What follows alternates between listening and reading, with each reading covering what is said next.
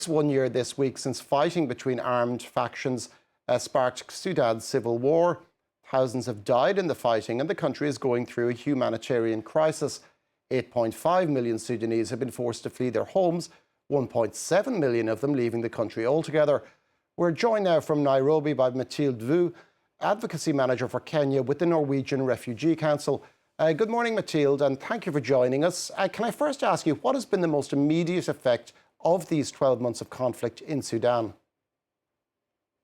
The immediate effect is a country that is collapsing. I mean, it's been 12 months. It's been every single week there's been fighting. There's been people dying, people displaced.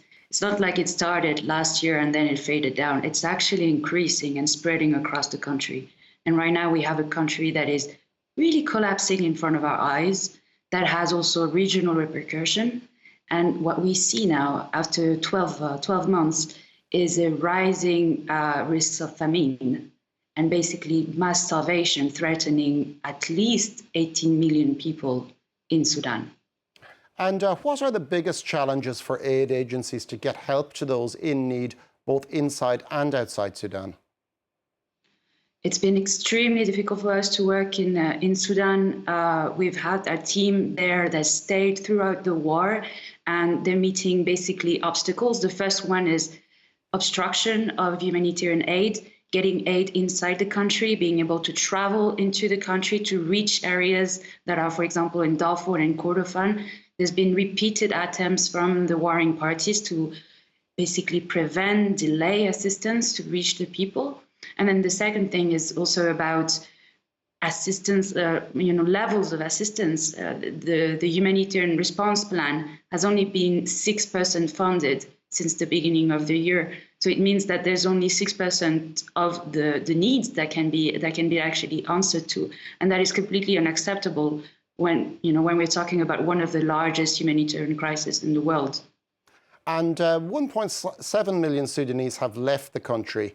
That's most of them to neighbouring countries such as South Sudan and Chad that are among the world's poorest. What more can the international community do to help those countries deal with what is a sizable influx of refugees? Absolutely. I mean, what is heartbreaking is that before the war, Sudan was a country of asylum.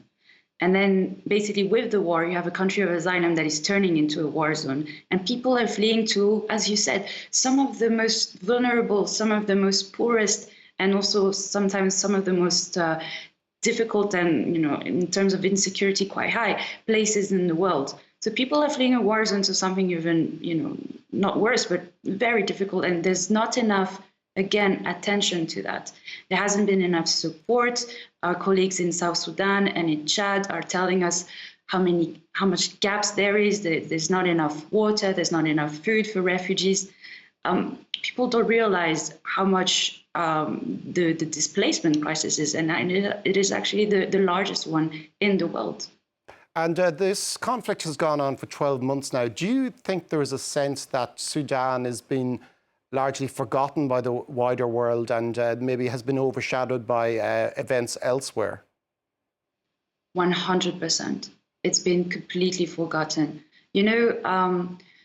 When my colleagues talk to, our own colleagues and the people in Darfur, the ones that were here in Darfur 20 years ago, they don't understand what happened. Why 20 years ago we had like a popular mobilization across the world for the Darfur genocide, and now they're dying, they're starving in oblivion.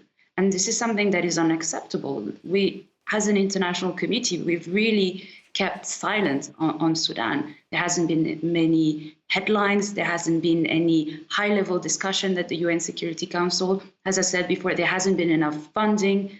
It's really a country that is collapsing in silence, and it's very difficult for us, and especially for Sudanese, to understand and to accept.